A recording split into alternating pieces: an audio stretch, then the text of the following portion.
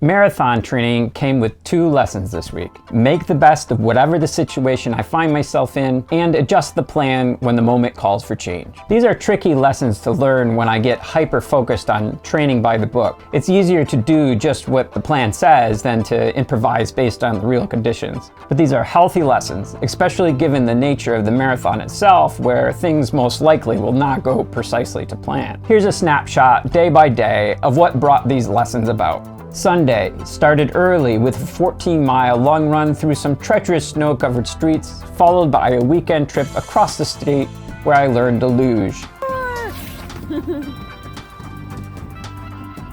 A fun adventure, but it added another 13 flights of stairs to the day, and my legs were tired. The following day, Monday, I needed to satisfy an easy effort pace run. I thought I'd use the treadmill at the hotel, but I couldn't figure it out. It turns out running is easy, but figuring out a treadmill at 3 o'clock in the morning is complicated. So I ended up running around the parking lots of a bunch of big box retail stores. Not exactly the most inspiring scenery, but it gave me the time on my feet that I needed. Tuesday brought speed work, 4 by 1200 meters with a 400 meter recovery in between at 5K to 10K pace. Not awful or outside my zone for these, but certainly not wonderful or on par what I've been doing in the past couple weeks. I could tell my legs were rebelling against me.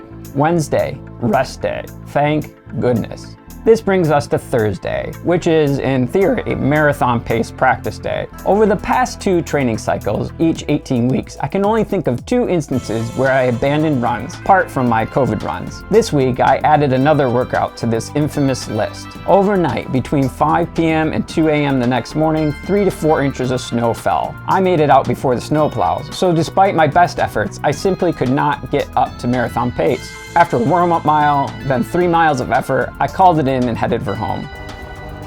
I found my limit. Found it.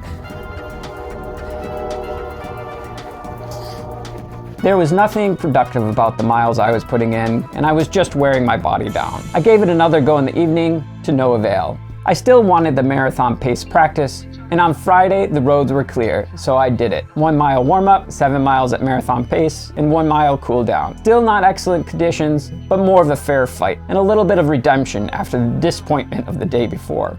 All this is to say that my cycle of running hard and recovery is slightly off, but I still had enough in me to dial in 10 easy effort miles on Saturday. I fully expect in the next 10 weeks to have another instance of disruption like this, not because of my own lack of desire for putting in the work, but factors outside of my control, weather or otherwise. Thankfully, I have the lessons of this week to help carry me through and remind me it's okay to adjust. Remember, forward is progress.